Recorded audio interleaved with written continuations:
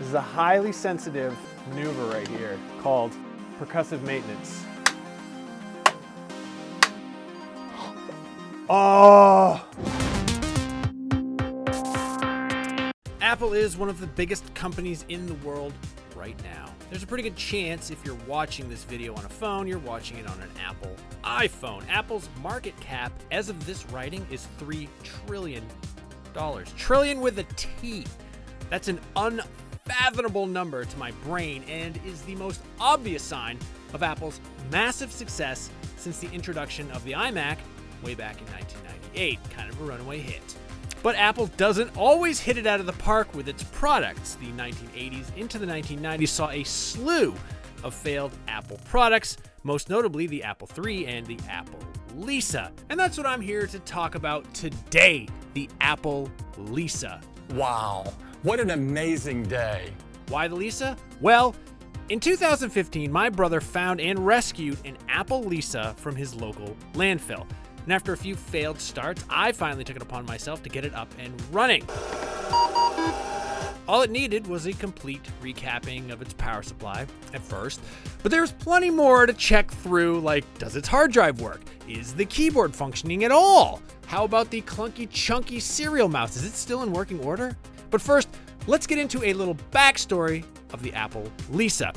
Steve Jobs wasn't the best dude, let's say. As brilliant and world-changing as his ideas were, his interactions with other humans were often not great. Here. Okay. We'll let an expert see if he can turn it on. For example, Jobs had a daughter born in 1978 who he basically ignored, even claiming she wasn't his daughter in spite of DNA evidence to the contrary. So you can imagine the surprise of everyone involved in the project when Jobs decided to go ahead and name this new computer the Apple Lisa. The marketing team cooked up a backronym saying it stood for Local Integrated Systems Architecture. Jobs put himself on the Lisa project after the failure of the Apple III computer, which for various reasons was a huge piece of crap. It was a visit to Xerox that changed everything. You've probably heard a version of the story where Steve Jobs saw a graphical user interface at Xerox and ran back to Apple and immediately started work on the Macintosh. Kind of close to what happened. Jobs did see the GUI concept at Xerox and was hugely amped on it. And because he was Steve Jobs, he identified what Xerox had missed. How this was literally the future of computers. Personal computer did all of that? That's right. Incredible. The Lisa computer is incredible. In the Walter Isaacson biography, Jobs said, quote, "It was like a veil being lifted from my eyes." So Jobs honed in on the development team working on the Apple Lisa, a project being managed by engineer John Couch. He just kind of inserted himself in the development process informally, and it didn't go over well for him. You have to remember, Apple was on the up and up at the end of the 1970s and start of the 1980s, and they employed real engineers, and John Couch, well, that was a real engineer. And the data types tended to be very fixed. Integer numbers are real numbers, and therefore you did add, subtract on two integer numbers. It's a very well-defined calculus. So there was a real clash between this literally unwashed former hippie who may or may not have been on an all-fruit diet at the time, and a guy who was one of the first people ever to graduate from Berkeley's computer science program at the end of the 1960s. Needless to say, Jobs was ousted from his meddling on the Lisa project and given a powerless role in the company.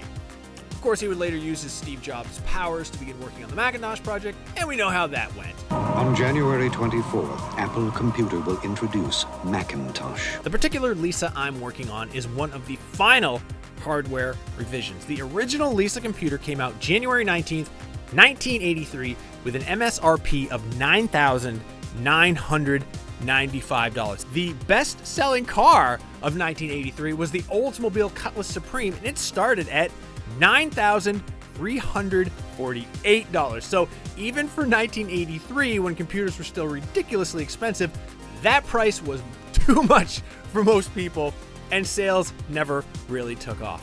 The Lisa was followed by the Lisa 2/5 and 2/10, and then in 1985, it was rebranded as the Macintosh XL.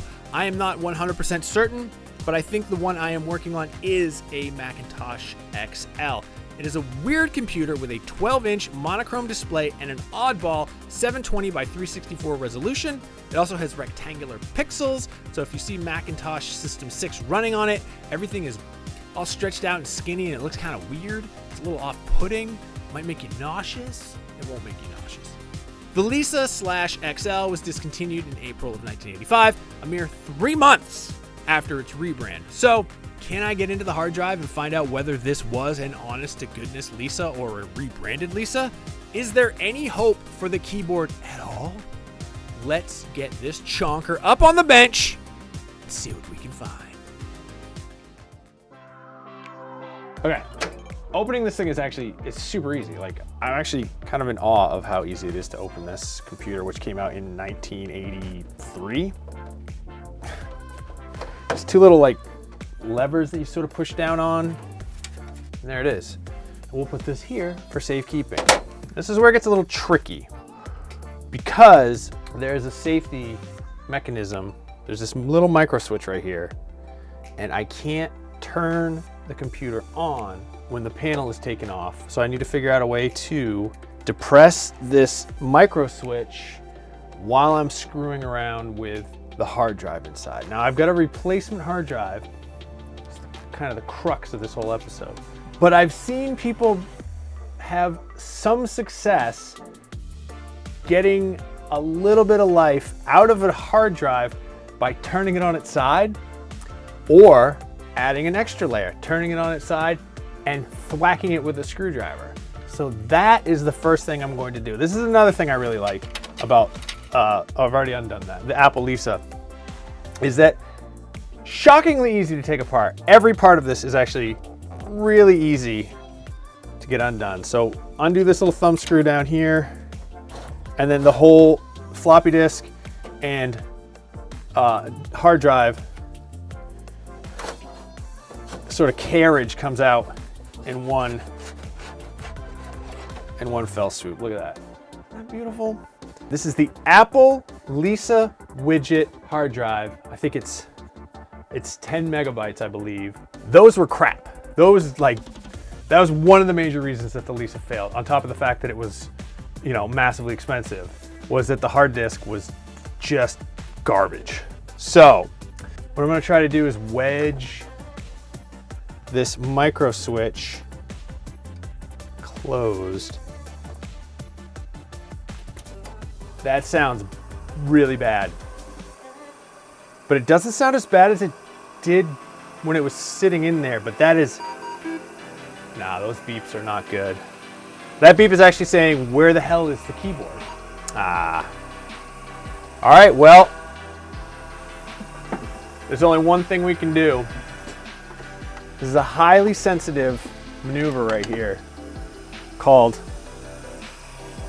percussive maintenance.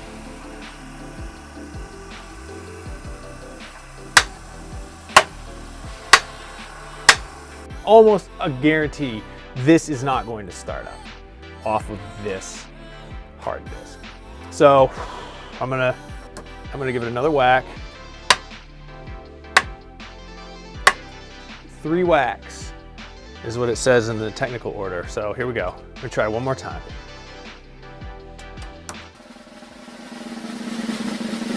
No, that's not gonna work. So now it's gonna yell at me for not having a keyboard hooked up. And now it's gonna yell at me that it can't boot off of this hard drive. Well, that sounded kind of promising. I do hear what sounds like a stuck head though. Do I dare hit it again? Do I hit it again?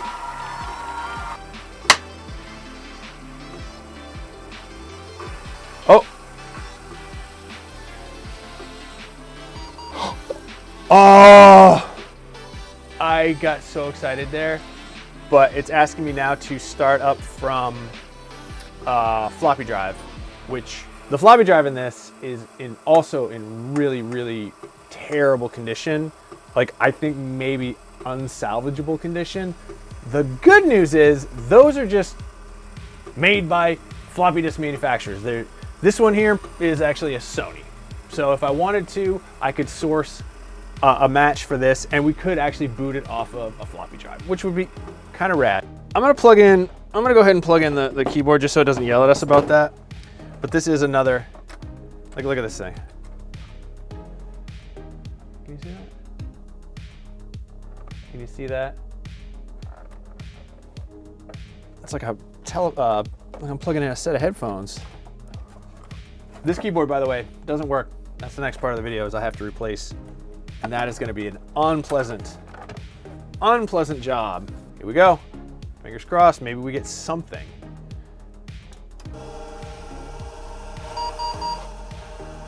So this is as far as we have gotten with it. And I'm gonna do maybe what might be one of the easiest replacements that I've ever done on any piece of tech is I'm gonna remove this big old chunky boy here, and I'm gonna replace it with this hard drive emulator, which has a 16 gigabyte SD card to replace the 10 megabyte hard drive on here. It should come pre-installed with everything that I need. It has to be powered externally. So what I'm gonna end up having to do is snake the parallel cable through the back, have this sticking out all ugly and cruddy like, and then plug in a USB micro, a mini, one of those ones like you have for your Kindle. So why don't we just start doing that right now? Like I said, super easy here. I'm gonna pull the cable out of the hard drive, and it comes right out very easily. Look at that. And then that's it. I mean, it's in there. I'm done. Like I thought this was gonna be a lot harder, but it's pretty simple. Now we find out if I have the right hardware revision Apple Lisa to boot off of this hard drive emulator. So that's a promising sign. It wants to start up. I just needed to undo this because this does not need to be powered on. This does not need power, so I'll take this Molex out of here. It's wanting to boot off of this. So here we go.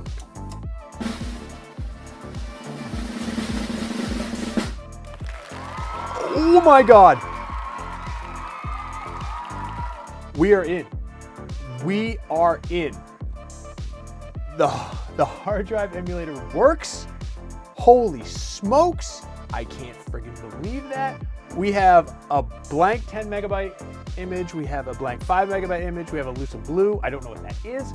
MacWorks, Office, Xenix, Unix. Oh, come on now. And wow, dude, this rules. Holy crap. Okay.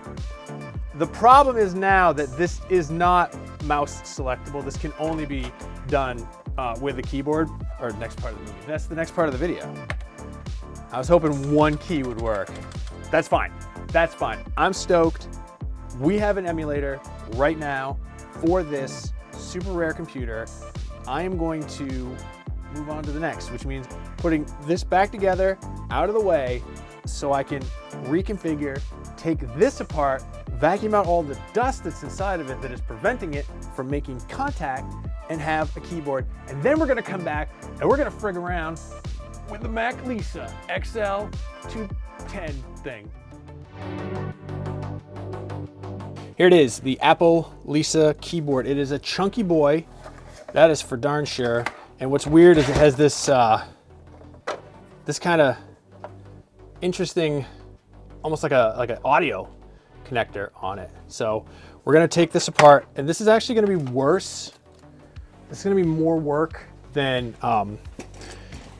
taking the actual computer itself apart. Now, if this were a decent keyboard and I was just trying to clean it out, I'd want to protect these keys from getting smooshed when I flip it over, but they're wrecked, so who gives a crap, really? For this project, what are we gonna need? Let me go through this first. We're gonna need Phillips head screwdriver, We're gonna need probably our good old friend, the cotton swabs. Many uses, remind you every time. Get you a nice little soft bristle toothbrush, 91% isopropyl alcohol, minor cuts and abrasions, or anything else you really want it to be. We're gonna replace all of the old key foam with this new. That's how they work, and it'll make sense when we open it up and you see what's inside of there. But this is kind of a thing that a lot of older computers use, is these foam with a foil on them, like a capacitance foil. I'm a little concerned. There's a lot of corrosion on these 1, 2, 3, 4, 5 screws. All right, let's crack this bad boy open. First thing we're gonna do, we're gonna start working on these screws and hope that they don't shatter from being, they are really, really corroded. Okay. I'm going to test for continuity on this cable, because there's a chance that this could be broke. It's kind of worn out. Somebody on a forum, an Apple Lisa forum that I'm a part of, actually recoiled this, and I don't know how. They didn't give up their secrets, so. All right. Let's check for continuity. Do we hear a beep? We do. So this is, I believe, ground. Okay, good. We got continuity there. This is going to be a little bit harder because I don't quite know which is which.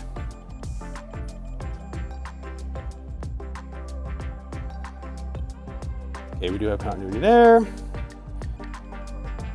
Great. That is good news. So we don't have, the cord's fine. That's our ground. And this should just pop right out. Give it a little. Beautiful. That was simple. Oh, gross. Yeah, that's foul. So now we're gonna pull the printed circuit board off of this casing here. Okay.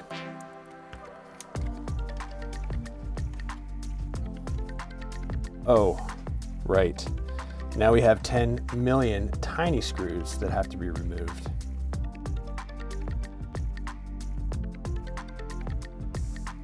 Oh, look at that. Oh boy, oh boy. Yeah, see? This right here is what I'm talking about. This foam, it's just turned to dust. Ugh, it's so unfortunate. And then I have to replace them with these. How much is that gonna take? How long is that gonna take? A long time. We do not want to use metal tools. Again, this is metal, it would scratch it. So we're gonna, we're using plastic because plastic's obviously not gonna hurt the metal, hopefully.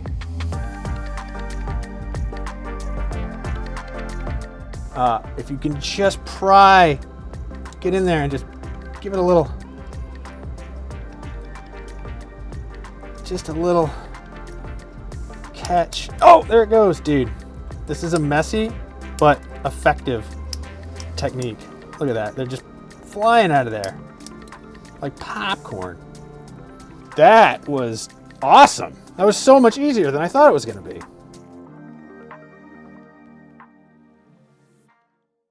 All right, I am going to clean the keyboard right now. I think this calls for another time lapse.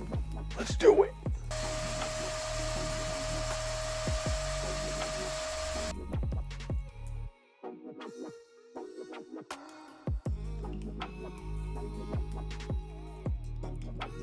Now, to clean this up, I read online not to submerge it in water because there is no way to remove this cable without ruining it. So I'm just gonna give it a dusting, a little dust off. There's not much in there. Another reason you don't want to submerge this is these stickers on the bottom will come off, and we don't want that because they're cool, they're original. So what we're gonna do, I'm just gonna give it a very quick, very light wipe down on the bottom, just to take some of the grime off. See, you can see a lot of this isn't even coming off. It's just kind of permanently stained. Perma-stained. That's the word I was looking for. A word I just made up. So here's kind of the theory behind the way that these capacitive foam pads work. You see it has foil on there, and when you depress the key, glunk, that foil touches these contacts right here, and that sends a signal to one of these chips, I don't know, and it says, oh, we've got a closed circuit on, you know, whatever, section 8 vertical, and you know, or 13 horizontal, that's whatever key that is, and it sends its signal through the cord to the computer. The computer says, oh, I know what that is, and it turns it into a letter or a number or a symbol. So it's kind of neat. This turned out to be a much more complicated project than I had initially anticipated. I was actually thinking that the computer itself was going to be the most work.